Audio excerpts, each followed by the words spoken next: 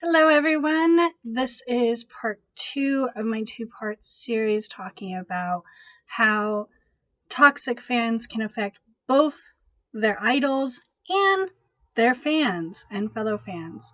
So, if you haven't checked out the first half that talked about how toxic fans can affect their idols, please check out part 1, ownership of K-pop idols. This one is going to be part 2 of that series. I really was hoping when I made this video that I would have more than just my own personal stories to share with you. I did reach out and I did have some replies back, and they were supposed to write to me, and then I never heard from them. So, I don't know.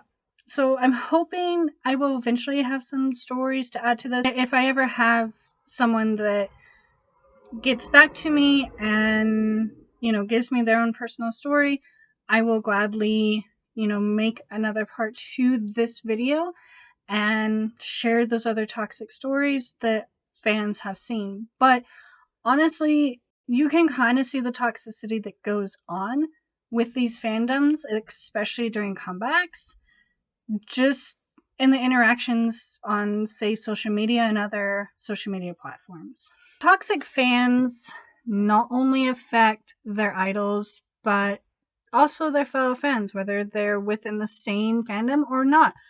So let's dive into it, shall we? Stop spilling the tea! And drink the coffee. Bam bam bam bam bam bam bam bam bam coffee. Bam ba ba ba ba ba ba ba ba coffee. Dun dun dun dun dun dun dun coffee. As I said in my previous video, I used to be a VIP before I became a Mon Baby. But it was due to toxic fans that I not only stopped being a VIP, but I just stopped being a fan to anyone, whether they were K-pop or an artist of another genre. I might listen to their music, I might look at their art, for example, but, I wouldn't really interact with the fandoms, and I wouldn't keep up with their activities outside of, say, a movie they did or album they came out with or anything like that, because I didn't want to deal with the toxicity of other fans. Toxic fans can affect their idols by causing discomfort, whether that's from harassing them and telling them that they are not good enough to invade their personal space. Some things we went over in the previous video. However, toxic fans can also take a step further. By looking through the narrow view, they not only can attack their idols or their fellow fans, but they can also affect fans from another group or idols of another group. For example, they can state that these fans are not being quote unquote good enough fans and literally start guilt tripping fans for not trying hard enough. This can come from both the fandom or another fandom. During comebacks is when I see this toxicity the most, whether that's a comeback for a particular band or another band. And a lot of times comebacks happen around the same time, so you can actually have multiple fandoms butting heads while they're supposed to just be concentrating on voting for their idols and streaming their music. While promoting their own artist, they will attack another artist. Whether this is from them seeing this other group as a competition to their own idols is unclear, but it is unwelcomed and definitely unneeded. For example, one of the last comebacks of Monster X, a lot of fans from another fandom actually started reporting views and comments and the videos themselves, the music videos, just to pause the streaming, and really messed up all the hard work as Mon Babies were doing to get those views. Toxic fans can also affect people from joining a fandom. For example, I have always respected BTS and I do like their music, and I've, respect what they have done not only for K-pop, but just in general for the music and a lot of movements that they have done, and the way that they have really expanded just the genre of music and for a lot of people. But due to their toxic fans' reputation, which I know not all armies are toxic, they have gotten such a reputation from being so protective of BTS that often a lot of times fans from other groups keep a very, very wide berth around these guys because they can become so toxic that they start attacking other fandoms and other K-pop groups. I've also firsthand felt the toxicity from this very particular fandom, whether that's reporting them for harassing my own K-pop group to disband and calling them racist to making me eventually leave my previous fandom, VIP. It was a group of armies who joined in the attacking with fellow members of my VIP fandom for quote-unquote not being a good enough fan because I didn't know what had happened to the previous leader or where G-Dragon was. And I had simply just come back after a very long hiatus and was just wanting an update.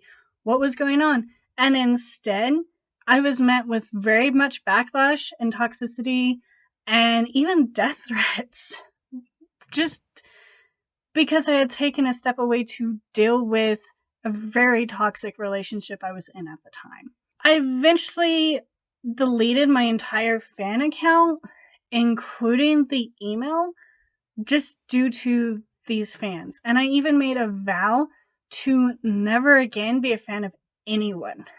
Even when I had discovered Monster X and became a mom baby, I not only never really interacted with my fellow mom baby until 2019, and the only reason was because of the fight for Wano, but I also stayed in the shadows and I just strictly kept to listening to their music.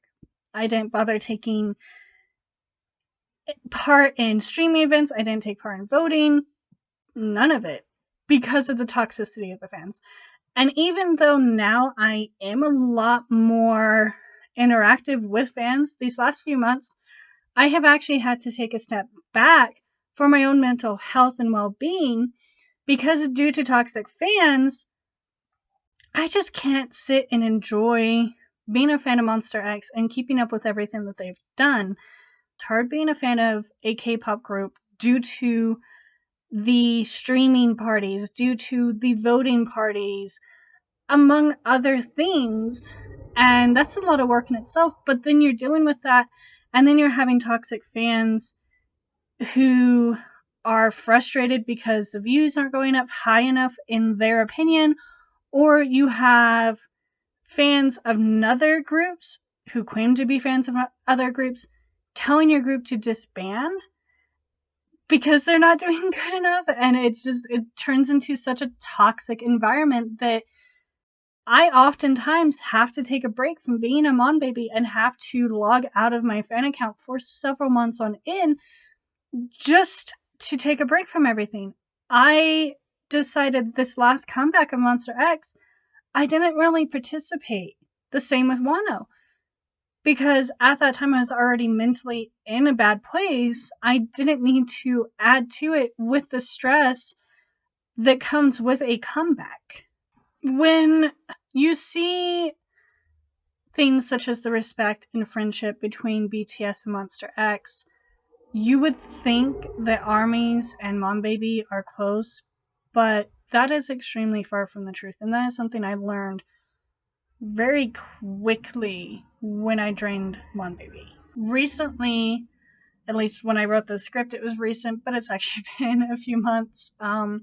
One of the members, during a program that they were doing, were checking their Google searches, and Monster X's member IM corrected a Wikipedia fact that was incorrect. He had not only corrected the fact that he isn't really close to any members of BTS, but not saying he didn't want to be or anything. He was just pointing out that there are members of Monster X who are close to members of BTS, but he isn't one of them. And he was just simply correcting a fact. However, ARMYs took this as a personal insult, despite all the evidence over the years showing that what I.M was saying was correct. And you didn't even have to do too much research into proving that he was talking the truth. But instead of going, oh, okay, our mistake, our bad, they instead started attacking I.M. personally. They started calling him so many things, so many radical things, such as being an Islamist and Islamic phobic, and there was just so much going on. I can't even remember all of the stuff that was said, but it was huge. And it was just so heartbreaking. And it was like, what is your problem? He was just simply making a simple statement correcting something that was not the right information to begin with. And he has the right to point things out that is misinformation. I would also like to add, as I edit this video, that not all ARMYs are toxic. In fact, any fandom can become toxic. I have seen my fellow Mon Baby being toxic in ways that ARMYs have gained a bad reputation for being toxic, and I see it in every fandom, and it's possible for everyone to become toxic. And as a lot of people point out, a lot of times it's when a fandom gets to a certain size, it can become very toxic.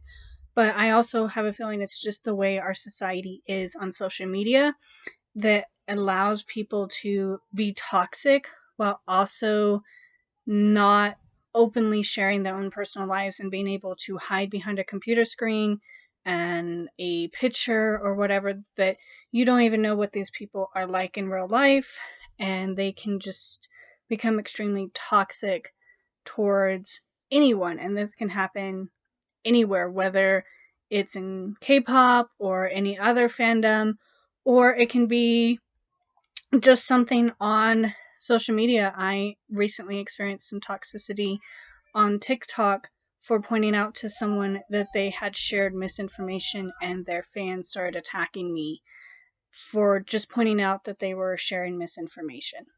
There's another side to toxic fans that take things a step too far. One example of this is R. Kelly fans. Despite all the evidence that shows that he is a child molester, rapist, abuser, his fans have continued to protest and protect him even when the documentary Surviving R. Kelly and its sequel came out. People still want to deny any of his wrongdoings, even now as more and more evidence has come out proving that this information is true. Another example would be Marilyn Manson, who also has been accused of being an abuser. As fans, where do we draw the line from liking someone's music and supporting the artist to becoming so overly protective that we become so toxic that when someone else wins an award, we protest, or even worse, protecting a known criminal?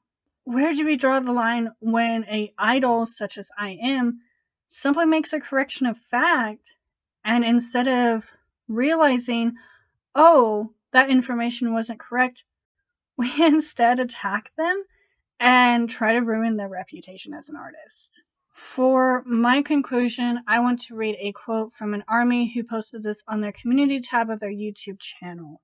And yes, this YouTuber is actually an ARMY, so I really loved their words and I really appreciated what they said. And I thought this was something that really needs to be said and heard through a lot of people. Hi, everyone. I was just thinking about this earlier and thought it was important to share. As a K-pop fan, why are we so focused on the toxic and petty fights and competition? We all know there's so much positivity. Why do we continue to ignore it and focus on arguments instead? If someone asked us why we love K-pop, we could come up with a long list Of course, there are some cons, but the pros outweigh them, which is why we are fans.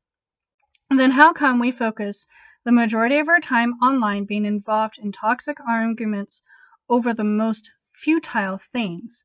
All of us know what it feels like to be afraid to share your music taste in fear of judgment, or even being mocked because you listen to K-pop. As fans, we have seen several of our favorite groups being put down or treated unfairly by the mainstream media. We've seen so many reporters, channels, and headlines calling K-pop fans a cult or toxic or even worse. And what do? We help fuel their hate by continuing to pick fights and focus on the negativity. How is this helpful? How is it healthy? And most important, why do we keep doing it? Why not focus on the quiet majority of mature, compassionate, and loving fans instead of tiring yourself out by engaging with the toxic minorities? I too am learning to practice what I preach. Trust me, I'm not innocent in this. I tend to get defensive for the groups I stand. Many of you can relate. Having what you love be constantly ridiculed isn't easy. But fighting back isn't worth it. Turn around and use that energy into supporting and loving your favorites. Even more, fuel your passion. Yes, armies may be loud and obnoxious, but most are charitable and passionate. Sure, Blinks are aggressive and toxic, but they are also loving and supportive. Sure, fandoms like Onesis, I'm sorry if I mispronounced that, any of these fellow fandoms, I'm not familiar with all of them. Netizens, antis, moras, revelovs, midseas, stays, etc. can be rude and even disgusting sometimes, but most of the times they are determined, kind, and friendly. If we ourselves keep on focusing on the hate, how do we expect mainstream media to see us any differently? Let's start today. Compliment another fandom group, one you are not a part of, stan, in the comments, and let's make this post a positive place of inspiration. I want to take this into consideration moving forward and when enjoying being a fan. Keep yourself in check. When making a post about a fandom or group, ask yourself, am I being a toxic fan? Even I have had my own toxic fandom moments, but we can learn, grow, and move on. Take our own idol's advice and be respectful and spread love instead of protesting your idols didn't win an award. Instead, congratulate the one who did. Congratulate their fans for their hard work. And again, please share your stories below.